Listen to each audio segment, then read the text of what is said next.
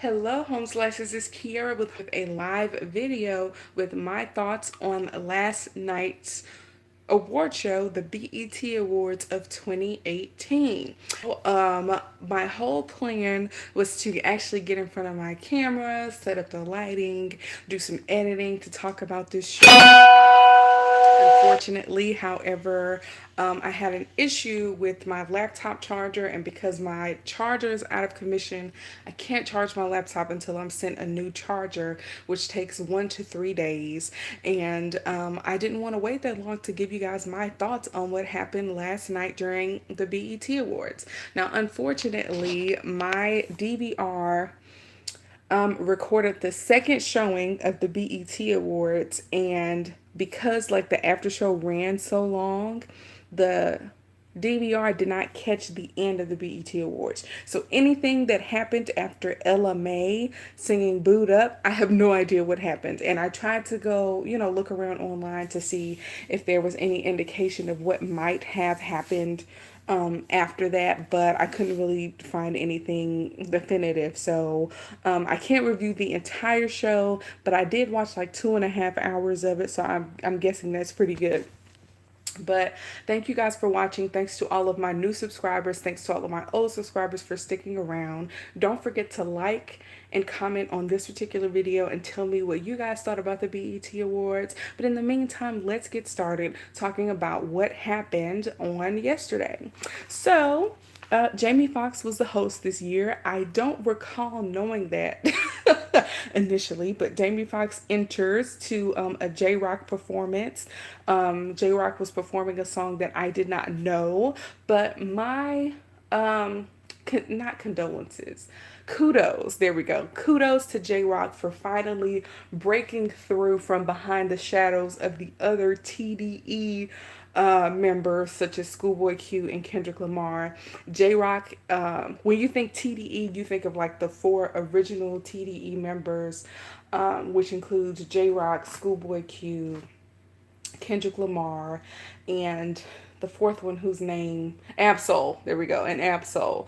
And unfortunately, Absol and J Rock have kind of been, as far as like commercial and mainstream music, have kind of been in the background. So the fact that J Rock is performing on stage to a song that people actually know, I'm real happy for him. I feel like he's one of the better rappers from TDE, and he just hasn't gotten his recognition yet. But moving on, enough about that. So Jamie Foxx does his opening monologue, as you know all the hosts do, for the BET Awards. And the problem that I have with it, Jamie Foxx is saying that he is not a host, he's there to celebrate. And it came off very much so like he wasn't there to host. A lot of his monologues and stuff came off as if it were improvised. And improvisation is cool, you know. A lot of spontaneous things happened, some things that were funny or whatever. But unfortunately for me, it's coming off as if Jamie Foxx was not serious about the hosting job. And, Jamie Foxx has a lot of star power. We've loved him for years, from In Living Color to doing his own show, the Jamie Foxx Show, to, winning an Oscar. Was it, did he win an Oscar for Ray? We love Jamie Foxx. He can sing, he's multi-talented, and he's ultra professional. So to see him being the host of the BET Awards and it coming off as if he was winging it, to me came off as if it was unprofessional and that he didn't care enough about this gig to really give it his all. It could be that. Or on the other hand, he just feels like he's around black people so he can just be his normal self. And his normal regular self. I don't know. Either way, I was not a fan of his approach to hosting the BET Awards. Okay, that's the short of it. But moving on, the crowd is not responding the way that they should be responding. Jamie Foxx picked up on the low energy of the crowd, and it came out very weird to me. I don't know if it was something about the energy in the room, if everybody was feeling extra bougie because they got dressed up or whatever. But Jamie Foxx picked up on it, and so did I, that the crowd was just not as hype as they should have been. But he started talking about Black Panther, basically doing a movie review. And again, it's feeling more conversational than normally a host would do it. But Michael B. Jordan gets on stage after, like, the fact that he's calling people who are not supposed to be on stage, it's coming off as very like a church program where like the elder of the church calls somebody up to sing and they weren't expecting to sing. Like, that's what it's coming off as, and to me that's not professional. That's not what I expect from even BET. But moving on, he gets Michael B. Jordan to come up there and say a line from Black Panther, a line that resonated with a lot of people. And unfortunately, it didn't resonate with me the way it resonated with everybody else. So, in the movie, right before Michael B. Jordan's character Killmonger died, he told T'Challa. T'Challa was trying to save him, right? And so Killmonger was like, "Nah, don't save me. Bury me with my ancestors in the ocean," because they felt like, death was better than bondage. And, that resonated with a lot of people. But for me, it's like, the people who survived are our ancestors. The people who jumped off of the boat are not your ancestors because they don't have kids to live to tell the story. You see what I'm saying? So we can't bury you with your ancestors in the ocean because the ancestors that are the people that went into the oceans were the ones whose bloodlines did not survive and are not your ancestors. You see what I'm saying? So I don't necessarily, that quote does not resonate with me, but I understand why it resonates with other people. Sometimes survival is the most important thing. Y'all see what I'm saying? I hope I'm making sense. Whatever. Moving on. So, next we see J. Cole performs. And so, I like J. Cole. It took me a long time to come around to that because I always felt like J. Cole was not special. Like, there was nothing about J. Cole that would make me listen to his music over somebody else's music. My thoughts have changed about that because I like that J. Cole has a message. And that's what distinguishes him from a lot of other rappers. He's not a mumble rapper. He's very conscious and aware and woke, if you want to use that word. But it took me a long time to reach that conclusion because I never really cared for J. Cole's other music. I didn't think he was going anywhere. Clearly I was wrong and changed my mind about him. But he performs. He gave a very woke performance. But, it's a great way for him to use his platform to talk about issues that really affect the Black community. So, great way to use your platform, J. Cole. It was a very simple performance. And when you have simple performances like that, it gives people more time and opportunity to process the actual words of the song. So I like that he kept the performance simple, because when you do all the lights, when you do all the pyrotechnics, when you do all of the flashy things in a performance, the visual becomes so overstimulating that the audio part, the part where you're supposed to be listening to what the song is actually saying, kind of goes out of the window. So I liked how simple the performance was. And apparently he performed the song with Daniel Caesar. I didn't know who he was at first. I had to look him up. But Daniel Caesar performed twice from what I saw at the BET Awards, once with J. Cole and once with her. And Daniel Caesar, I don't see what's special about him. I'm going to guess that he was very nervous, but I felt as if his vocals were not there. And I wasn't exactly sure if he was a singer or a rapper. So I'm going to chalk it up to him being nervous and performing in front of a big crowd for the first time. But Daniel Caesar was underwhelming to me during the whole BET Awards. But moving on, next we see the Best Collaboration Award being presented by Amanda Steinberg and Regina Hall. It was very interesting to see Amanda Steinberg talk about female superheroes, particularly for Black Panther, because some of us know that she got into a little trouble, in social media for claiming that she turned down a role in Black Panther because she felt that her skin was not dark enough. Now, people really came down on her about that because they felt like she was trying to elevate herself in a time where Black Panther was very popular. And, I kind of didn't see it that way. I understood what she was talking about. And I feel like if Hollywood wasn't such a cutthroat place, and if people could really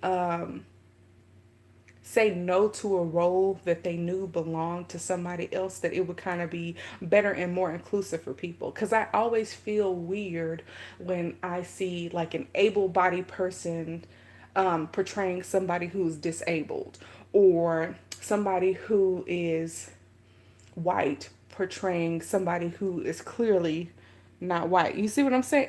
like like Ghost in the Shell is a movie that's based off like anime or manga, which is clearly Asian, but a white woman is playing the main character. You see how that doesn't work? Or like what's his name? Tom Cruise playing The Last Samurai.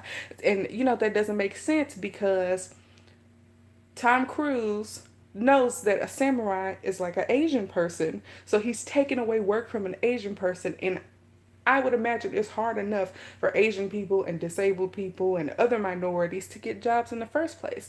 So, like, let the job be given to a disabled person who can play a disabled person because they are literally disabled. You see what I'm saying? But then on the other hand, Hollywood is so cutthroat that if Tom Cruise didn't do it, then another white man would. You see what I'm saying? So I get it. I understand what Amanda Sandberg was saying, but it was so interesting that she was up there talking about Black Panther when she had just gotten in trouble for it a little while ago. But moving on, they present the award for best collaboration, and the winner goes to the award goes to DJ Khaled, Rihanna, and Bryson Tiller for Wild Thoughts. It was a very hot song. The other song that I thought might have won was Loyalty, which was a great song as well. They had a lot of good songs in that particular category. But after they presented the award, they shared the trailer for a movie called The Hate You Give, which seems to be like a very timely movie. In the movie, Amanda Sandberg's character is in the car when she gets pulled over. Her boyfriend or some guy that she goes to school with gets pulled over, and he makes a false move and ends up getting shot by the cops. And so, like I said, very timely. But I'm tired of watching movies that are like that. So over the past probably couple weeks, I have watched Detroit, um, Fences. And for those of you who have not watched those movies, I'm not going to ruin them for you. But they're the kind of movies that are about black people that don't have necessarily good endings. And it's like, can I watch a black people movie that has a happy ending? Like, please? Can I watch a movie about the black experience that ends in a victorious manner and not in a manner where you feel like helpless and hopeless about the, state of black America? You see what I'm saying? Can I have a happy movie or something? So I'm not exactly 100% excited to see The Hate You Give, simply because I'm kind of over the black people movies where things don't end positively. But moving on, we see Best New Artist is being presented by Yvonne Orji and T.I. The winner of the Best New Artist Award is SZA. She was not prepared to win, and there's some people that you can tell that are not comfortable with the amount of fame and fortune that they have come upon, and SZA is clearly one of those, and her speech was just inspiring people to do the things that they want to do in life and be great, because, things that she never imagined would happen in her life have happened to her, and, it was because she believed in herself. So I thought that was nice. Next, we see the Migos perform, and I don't care for the Migos. I will admit that they are kind of tastemakers right now in the rap game. They are very popular. Their music is very catchy, but I don't care for it. I'm more of a person who likes to listen to the lyrics of songs, and their music doesn't really have substance for me. I felt the performance was very boring. It was just three dudes on the stage just rapping, and then there was probably six women on stage dancing, but the women didn't feel choreographed to me. The women felt like they asked somebody from their local neighborhood to put together a girl group to dance in the background. of their performance. I didn't really care for it. But it's very interesting to me how we can go from how woke J. Cole's performance was to how simple the Migos performance was. But whatever. And you know, the Migos performance was very long. They performed like 2 full songs, while everybody else performed like snippets of their songs. But moving on, next we see the Best Actress Award being presented by Tyra Banks, and Tiffany Haddish wins, which is so interesting to me because Tiffany Haddish continues to win things these days. And for those of you who do not know, I'm a pretty big fan of Tiffany Haddish. I've been following her career for years, probably I would say about 6 years ago, she came to perform at my college, and I saw her perform live. And even before then, I have liked her and have followed her career. And I'm just so happy for her that she's really blowing up now. It did surprise me that she won the award. They did kind of a video showing Jamie Foxx presenting Tiffany Haddish's award to her, and it was really sweet or whatever. It was really nice. Tiffany Haddish always has this real element about her. I did a review on her book, on her uh, autobiography called The Last Black Unicorn. If you're interested in that, you should check that out here on my YouTube channel. But moving on, Jamie Foxx was dressed as Cleveland A. Smith, which is apparently supposed to be a parody of Stephen A. Smith, the sportscaster. It took me a while to get that joke. I don't like Stephen A. Smith, but he kind of talked like him too, so I finally got the joke. But moving on, we see Jamie Foxx going back to winging it on stage during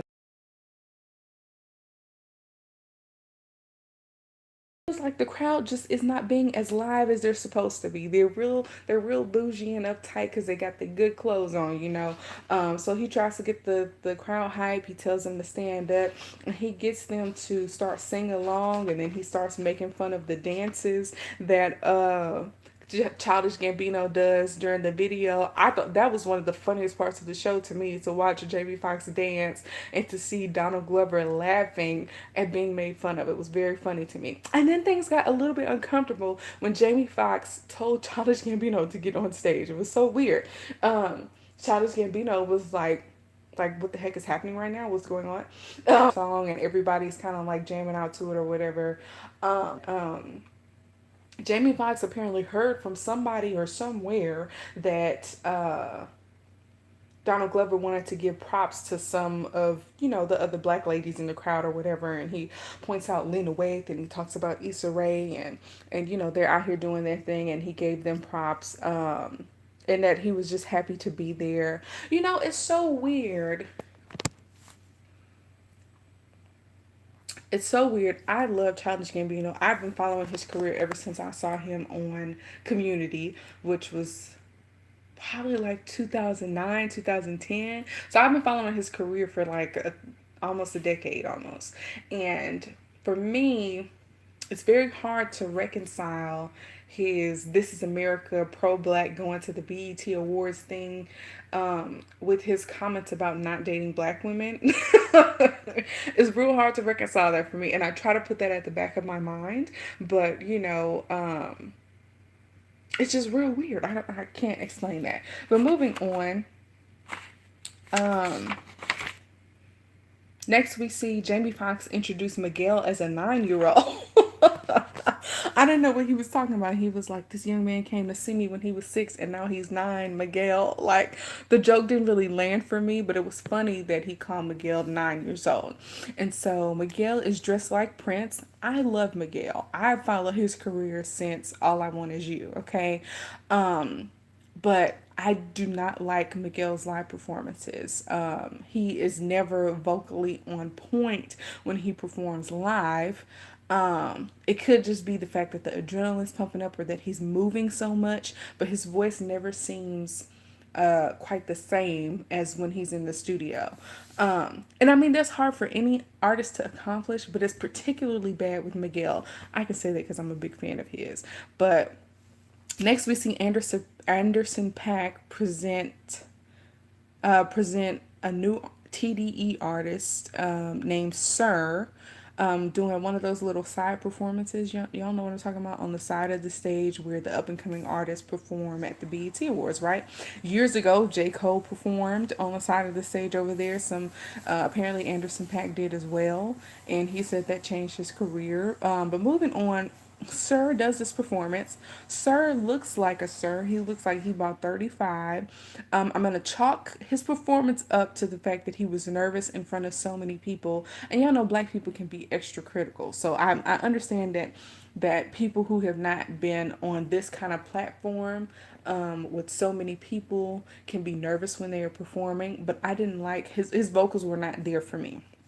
Moving on, the Best Group Award is presented by Jacob Lattimore and Jason Mitchell.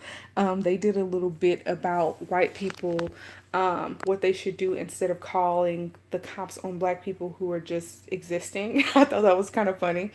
The winner of the Best Group Award, of course, is the Migos. Duh.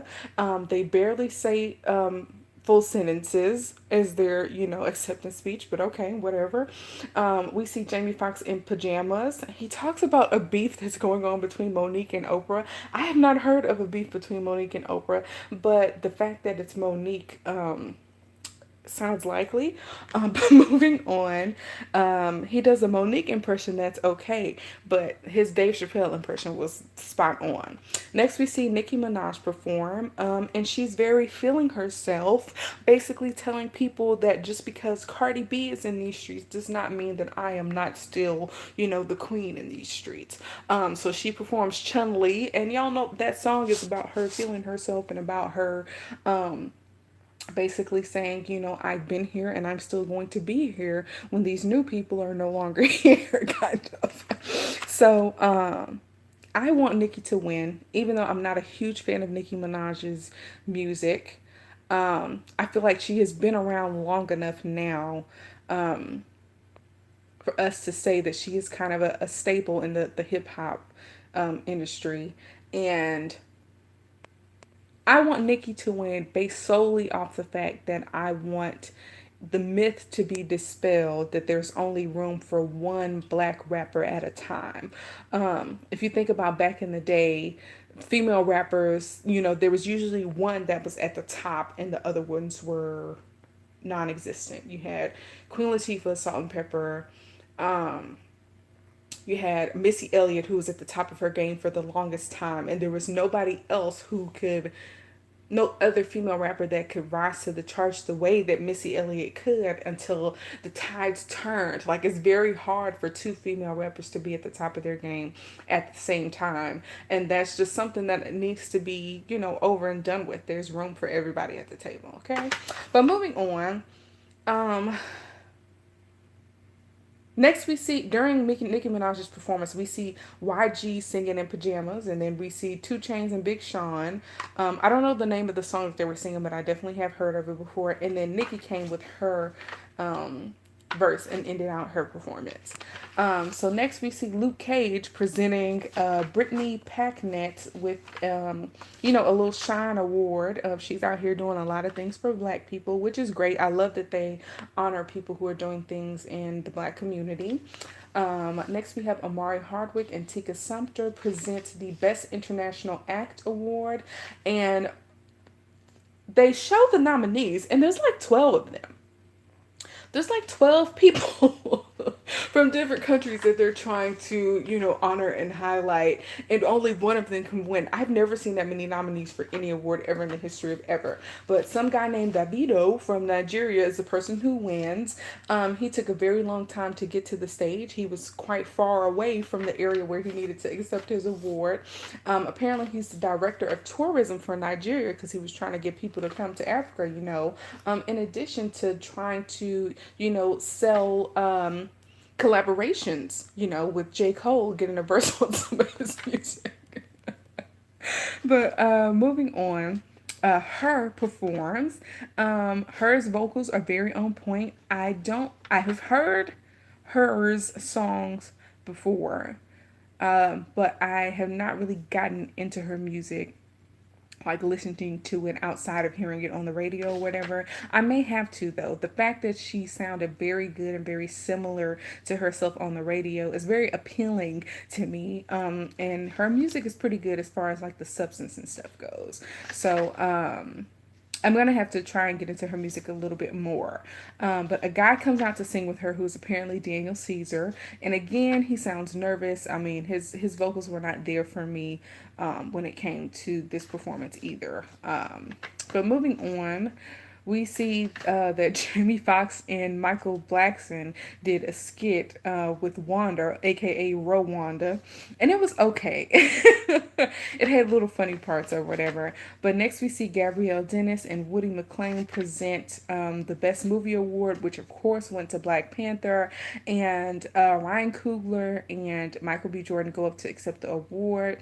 Ryan Coogler has the thickest California hood Negro, accent I have ever heard. It's so interesting because a lot of people feel, and I will admit that I'm, I guess, a part of this group of people, a lot of people feel that in order to be successful in whatever industry you're successful in, that non white people have to speak the language of white people. Like even right now, when I was growing up and I spoke like this, people told me I talked white because I spoke proper English and didn't speak the certain dialect that other people around me spoke. And for a lot of people, they code switch. They talk like their regular selves. They use the lingo and the slang that they would use in their normal neighborhood, and then when they go to work or when they go to school, they code switch, which means they change their language, they change the way they talk so that it's more acceptable to the people around them, which in most cases is white people. And to hear Ryan Coogler get on stage and talk the way that he has always talked in interviews, and still have that, California accent, still have some of the slang and all that kind of stuff, and see how successful he is and see how much of a representative he is, because he said one of the things that he wanted to do with the movie Black Panther is to show people what it's like to be African American and to show what the African experience is as well. And he did such a great job of that, and how there's always a problem about being who you are everywhere you are. Not having to code switch between, being in your neighborhood with the people that you and that look like you versus being at work when you have to change up and be somebody else, or you have to hide who you really are. So I really liked and appreciated that about Ryan Coogler. But moving on, his speech was pretty good, and we see Bobby Brown get on stage and be himself, and they show a clip of the Bobby Brown movie, and nobody is happier than me that BET is putting out stories about people that we're actually very interested in, because since Whitney Houston's death, there have been a lot of movies that have come out, and Bobby Brown basically has to be a part of all of those movies because, or a depiction of Bobby Brown has to be a part of all of those movies because he was such a big part of Whitney Houston's story, as far as, being married to him, and being the father of her child, and all the drama they went through being stars, and Whitney Houston's star rising, more so than Bobby Brown's. And the fact that Bobby Brown is going to get to tell his story is going to be very interesting. It's probably going to be as popular as the what's the new edition story. And I'm just happy that they're putting out programming that, we want to see. We want to look into the life of Bobby Brown and Whitney Houston and make a decision for ourselves as to what happened. But moving on, Tyler Perry presents the Lifetime Achievement Award to Anita Baker. Y'all, I love Anita Baker, and if I was technically capable right now of actually using my laptop to edit a video, I would have sang a little Anita at the beginning and edited real nice or whatever. I freaking love Anita Baker. That's all I can really say about her. I love Anita Baker, and We see that there's like a little tribute video from Patti LaBelle, Mary J. Blige, Layla Hathaway. A man that I don't know his name also talked about her and how her voice is a quiet storm. And when you have somebody like Patti LaBelle saying that Anita Baker can sing, like saying that you can sing, it's amazing. Patti LaBelle is probably one of the greatest singers ever. I think that's when he's the best and the funniest. And the fact that he can sing, just, the cherry on top. So he sings Same Old Love. He sings a little bit of Angel and Giving You the Best That I Got. And so next we see Marsha Ambrosius, who comes out. And Marsha Ambrosius has a voice that's kind of an acquired taste. I feel like under certain circumstances that she would not be considered as someone who can actually sing. But it worked for this song. She kind of has a quality to her voice that's similar to Anita Baker, so that could explain the influence or whatever. But Marsha Ambrosius sings "Caught Up in the Rapture." Anita loved all of the performances. You can see it on her face. Next, we see Ledisi. She sang "Sweet Love." She did a pretty good job. I didn't like her dress on her. Um, it was something about the way her shoulder was cut out. She had one of those dresses that was like a toga dress that had one shoulder covered and one shoulder uncovered. And the way her shoulders were shaped, it didn't work for her. If she could have just changed the top of the dress a little bit, it would have looked better on her, but I didn't care for the dress. But moving on, Let Us Be Saying Sweet Love. And then Yolanda Adams came out and sang "You Bring Me Joy." And Yolanda Adams is probably like the tribute queen. If you go on YouTube and look up some of the performances she has done, a lot of her best performances are covers of other people's songs. Not that Yolanda Adams does not have gospel hits, but I love the fact that Yolanda Adams has enough relevance and has enough talent to do these amazing and wonderful tributes for other artists that are not gospel artists. When they honored Lionel Richie a few years ago, Yolanda Adams sang one of Lionel Richie's songs, and she like tore it to pieces. If you look at some of the tributes that she has done over the past, and some of the covers that she has done on award shows, she's just amazing. She does not get enough credit for being the artist and the vocalist that she is, but she just tore the song apart, and Anita Baker couldn't even stand for it. She had to sit down while Yolanda Adams was, honoring her. And I would give you all a little bit of Anita Baker, but I'm just not feeling it right now. If I like to sing, but it makes me very nervous to sing when I know that other people can hear me. I'm sorry. But my favorite song by Anita Baker is probably a tie between Angel, No One in This World, and Body and Soul. But Body and Soul is probably like my favorite. What have you done to me? I can't eat, I cannot sleep, and I'm not the same anymore. That song get me, okay? But moving on, we see Anita Baker come on stage to do her acceptance speech. Apparently, Anita Baker was very hesitant about being honored. On the BET Awards, but somebody convinced her to do it, and now that she's doing her farewell tour, I think she actually came around to it. But her acceptance speech was about mentorship and doing more regarding music and that type of thing. Moving on, we see John Legend present humanitarian awards to 6 extraordinary regular people who are out here in these streets saving lives and doing things to change our community and all those type of things. And I thought that it was wonderful that they honored regular people instead of one celebrity who is using their money to change the world. And I think that's important. You know Humanitarians are people who care about, the human race, people who are doing things in these streets for the human race. And, when you have a lot of money, you can do a lot of things, but to show that regular people are out here doing things for the human race is more powerful to me than honoring one celebrity who throws their money around to contribute to the world. You see what I'm saying? So, there were some people who, rescue people from a building when active shooters were around, and, people who were out here doing things in the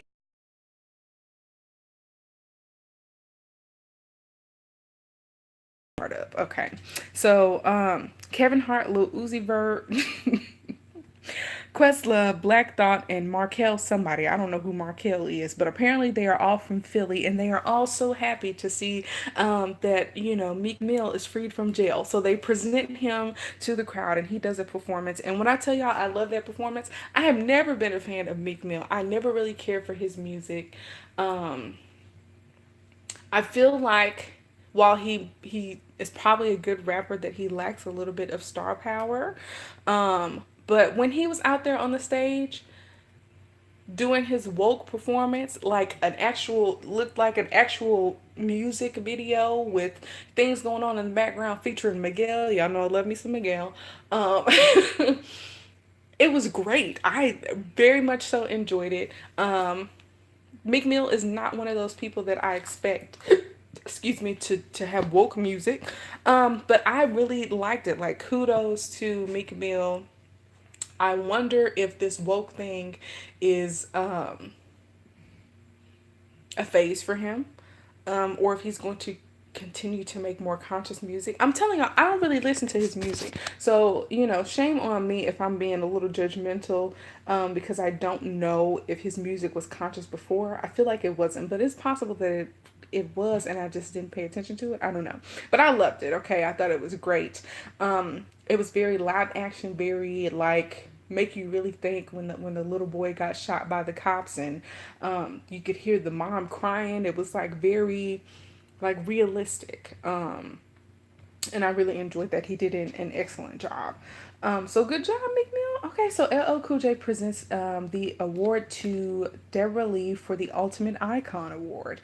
And here's what I'm saying. So I feel like people dislike Deborah Lee, and I find it interesting that they are not necessarily interesting that they are honoring her because she has been the president of the BET for probably the past decade. I was not aware that she had worked at BET for 32 years. I just knew her as she became the president of of BET. But it's my understanding that Black folks kind of have a negative opinion on Deborah Lee, and I'm saying that based on the Boondocks. I don't know if any of you all have seen some of the Boondocks episodes where they paint Deborah Lee out to be a villainous type of president regarding BET, but I never really understood why.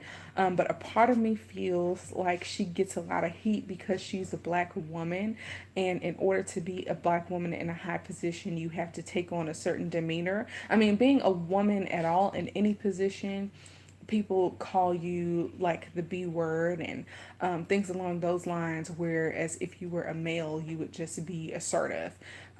So I don't know that if it's a racial thing or a gender thing for people not to like Deborah Lee, but apparently it feels as if she's done a lot for BET. The programming has changed. I feel like she had a positive impact. So I don't necessarily understand why so many people don't look at her in a favorable light. But Deborah Lee gets up there, she swoons for LL Cool J. She gives a really good speech, and she has beautiful children. Her son was very handsome, and her daughter was very beautiful. Next, we see Chloe and Halle present Ella May, who sings Boot Up, which is a very popular song on the radio right now. Ella May did a pretty good job, but right here, this is the part where my DVR cut out and I was not able to see the remainder of the BET Awards. So this is the conclusion of my review. Unfortunately, I wasn't able to see the end, but I do have my DVR set up to actually record tomorrow. But I didn't want to make you guys wait an extra day for my review. So I'm going to finish watching it tomorrow and maybe put my comments on Twitter or something like that about the end of the BET Awards. But let me know what you thought. I'm not going to comment so much on fashion or anything because nobody really stood out to me. Plus, I didn't get to see people on the red carpet or anything. So that's that. But thank you guys so much for watching. Do not forget to like, comment, and subscribe. And peace out, home slice.